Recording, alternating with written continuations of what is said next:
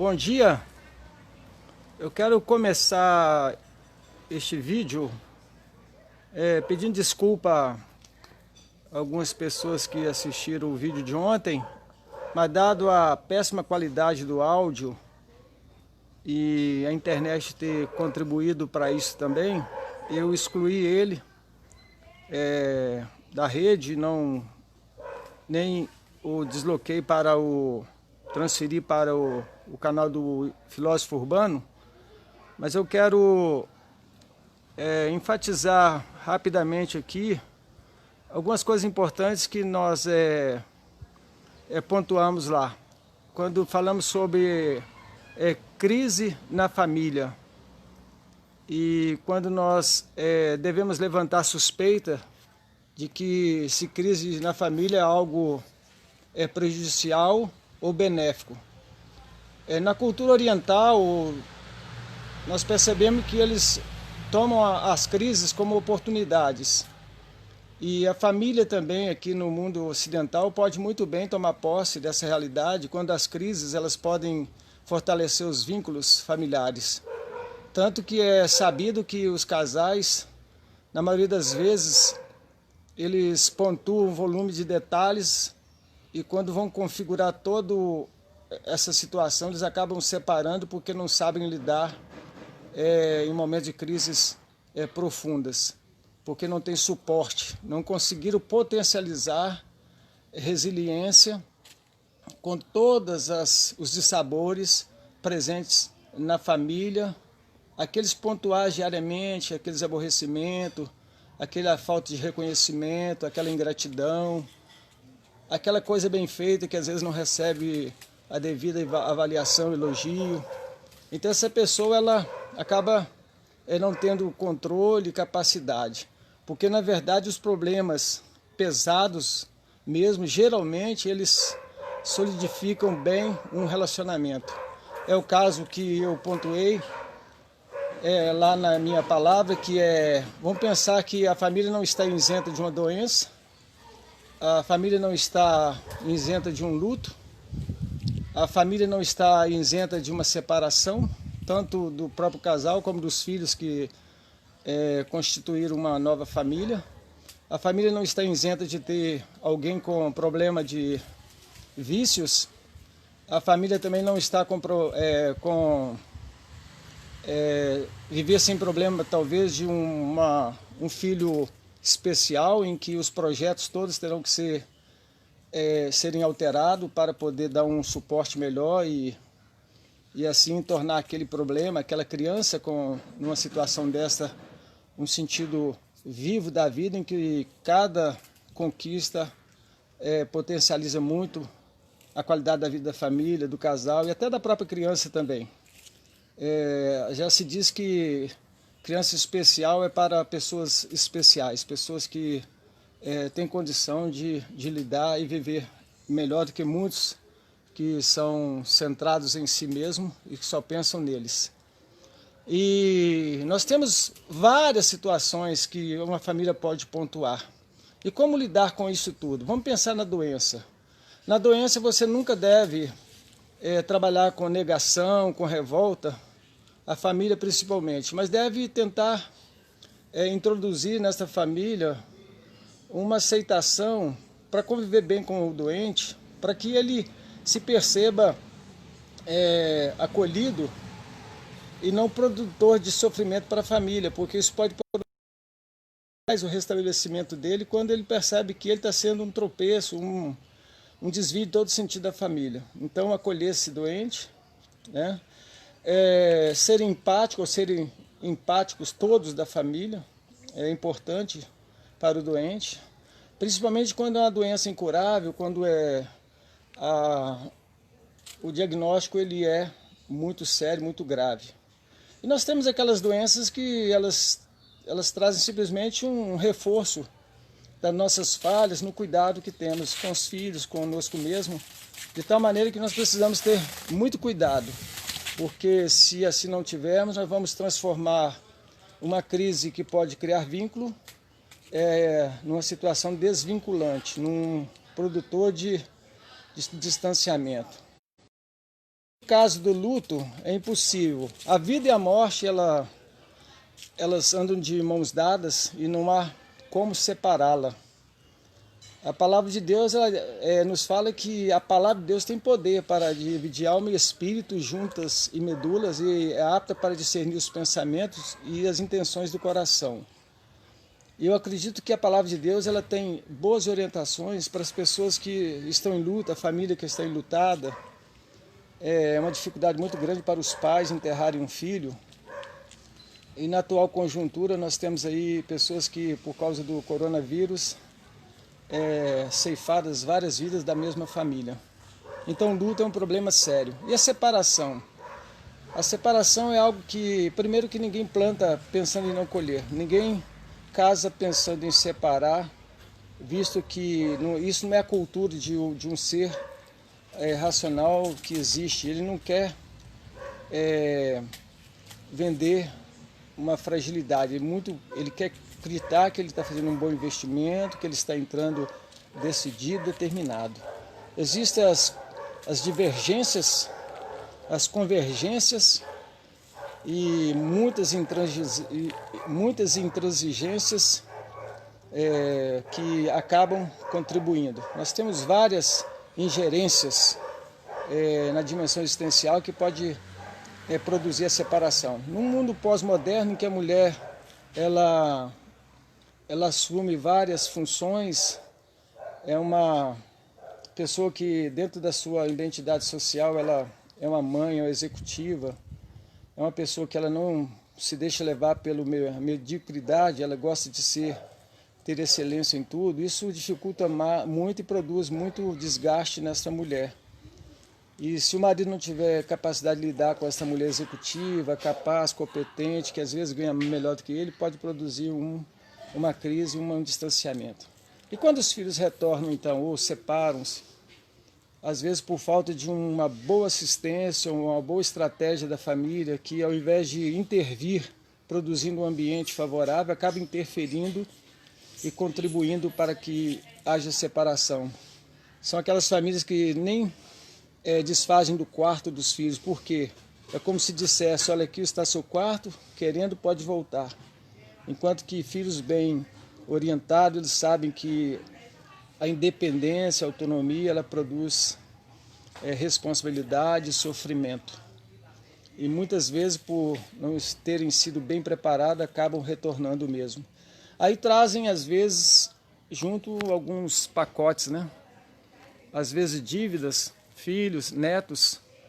E como trabalhar com tudo isso? Eu acredito que tem situação que só a presença de Deus mesmo. A presença de Deus ela pode nos fortalecer e nos dar sabedoria como nós vamos agir. Escancaramos a porta ou blecamos, ou fechamos essa porta e dizemos para que a pessoa vá se virar e tome conta, né, de si mesmo. A família se coloca à disposição para ajudar, mas não para estragar. Porque muitas vezes o amparo total é para estragar os filhos que estão separados. Porque aí traz uma criança, quando assusta tem mais outra, e nem de um relacionamento que tinha antes, mas de vários outros. Por quê? Porque não foi exigido uma postura deste filho ou desta filha. Então é um problema muito sério. E nós temos que estar alinhando tudo isso também, porque neste momento precisa de uma cumplicidade do casal, dos pais, para que o filho que passou pela experiência perceba que a condição sustentável dos pais é porque eles chegavam em acordo, mesmo que uma ainda sofresse a perda da sua vontade. De tal maneira que eles se construíram e se mantém nessa cumplicidade, que quando um quer, o outro aceita, mas determina que ele concorda, ele apoia, mas no sentido de dar cobertura, estar presente, mas ele não acredita ser o melhor. E assim, num bom diálogo, o casal consegue passar essa fase. A outra é quando realmente os pais abominam completamente, porque eles não entendem a realidade do casal e começam a culpar todos. Nesse momento não é para ser juiz. Se não podemos acolher, não devemos também acusar, porque não funciona para a família. E isso realmente é bem real na vida dos pais. Não deve se discutir, porque pais que discutem com filho, desde já não têm autoridade. A ordem é dada, obedecida. Caso contrário, nós temos meios legais que protegem tanto os pais como os filhos.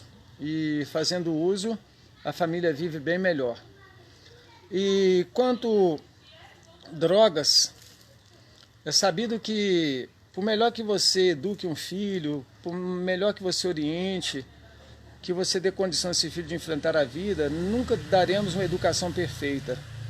E a possibilidade dele entrar por um caminho pernicioso, um caminho não o melhor, os pais devem entender que a escolha é uma escolha dele ou dela, para que esses pais não sofram, visto que já sofreram para educar, para investir. Se estão completamente tranquilos, leves, de que cumpriram aquilo que foi confiado por Deus ou a sociedade, então é necessário muito cuidado para que o sentimento de culpa não tome conta deste casal. E nesse processo terrível, que é quando nós temos alguém com vícios em casa, não venha transtornar toda a família. Esse doente, que deveria ser o que mais sofre, na verdade não, ele simplesmente distancia, vai viver a vida dele e deixa para trás pessoas carregadas de culpa e uma acusando ao outro. Isso é uma bobagem. Eu conheço não apenas um casal, conheço vários casais que morreram junto com os filhos que escolheram caminhos tortos. Nós temos que reconhecer falhas, lógico, porque nós não acertamos em tudo, não existe um manual de educação. Mas existe, na verdade, uma oportunidade de a gente dar uma direção para os filhos, apontar o caminho e ir com eles. Em Provérbios 23:6 fala que ensina o menino no caminho que deve andar. No caminho você vai junto, ele vai estar seguindo os teus passos. Então é muito importante você ter essa consciência de que os filhos não podem estragar o casamento, porque eles são extensão e os vícios dos filhos. E quando o vício é de um dos cônjuges, a mulher, o marido, o preço é muito alto. Também não há uma clareza quanto a isso. Pode ser um problema até de ordem genética, ou seja, um problema não somente emocional, mas é uma questão de saúde mesmo.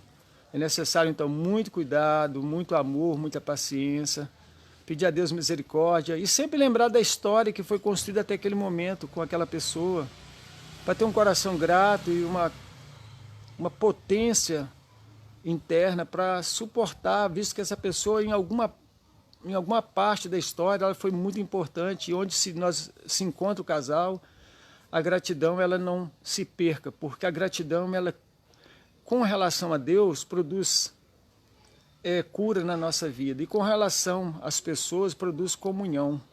Então é muito importante. Então nós temos aí o caso das drogas.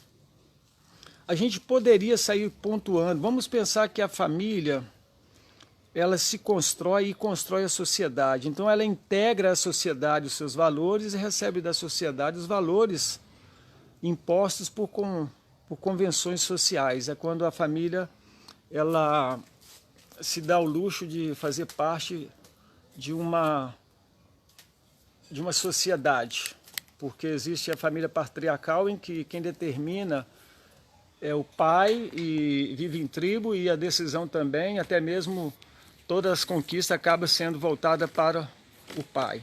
Mas quando é família nuclear, no sentido de que ela tem um núcleo, mas ela continua estendendo vida, né? Ela é nuclear no sentido em que é possível perceber que ela tem uma origem, ela emerge do núcleo, mas ela se estende de maneira autônoma, em que é permitido os filhos estarem estabelecendo seu próprio caminhar e a sua própria história também. Então a família ela perpassa, ela vai mais além do que a gente possa imaginar na sua dimensão de conquista e também de pressão externa e pressão interna. Então, o que nós podemos fazer? Primeira coisa, entender que família é um projeto de Deus. Então, Deus desenhou o projeto.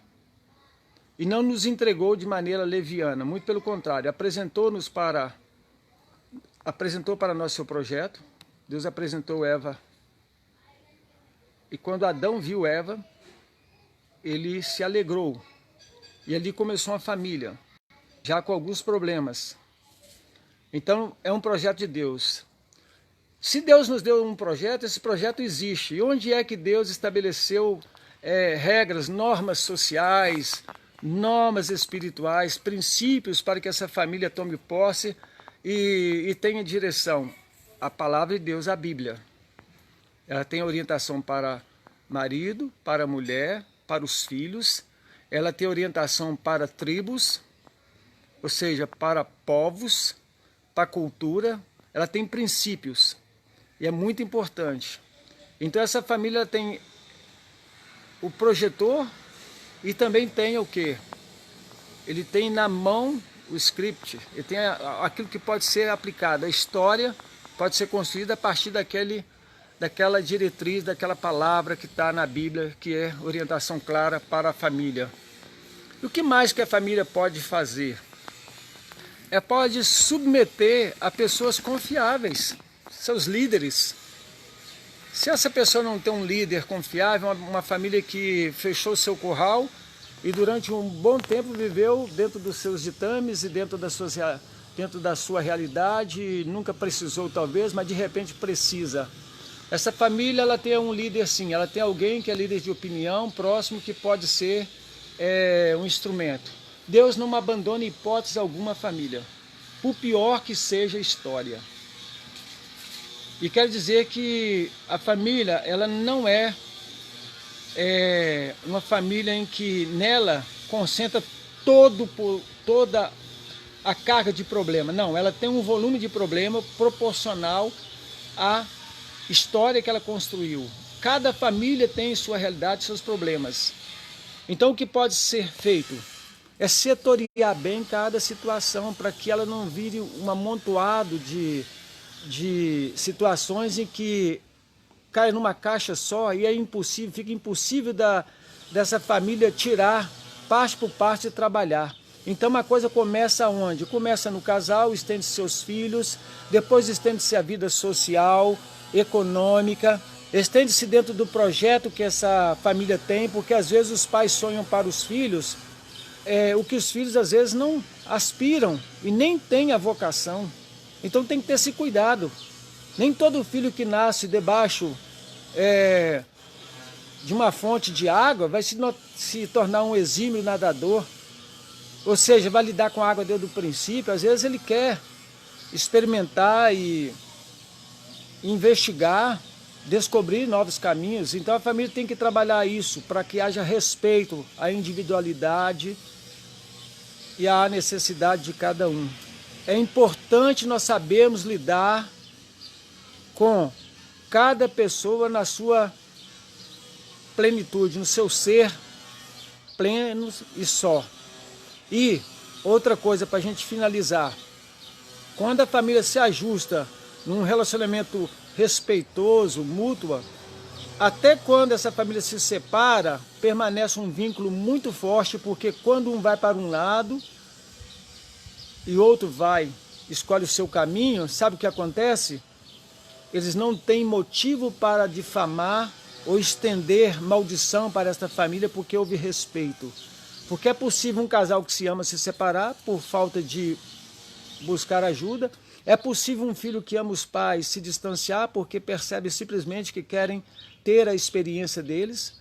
É possível pais abandonarem filhos por causa da insegurança ou de um estado que o casal, a pessoa se encontra, que se vê incompetente e até com a possibilidade de colocar em risco aquele filho. Então existem muitas coisas que nós não conseguimos desenhar, traduzir em palavras, mas que podem influenciar e produzir crise na família. Mas se você realmente quiser construir a tua família, lembre-se, aquele que fez o projeto, ele te deu o manual também. Basta você consultar este manual, a palavra de Deus, e você terá uma família abençoada. Ser tu uma bênção, você, tua esposa e teus filhos, em nome de Jesus. Amém. Oh, glória!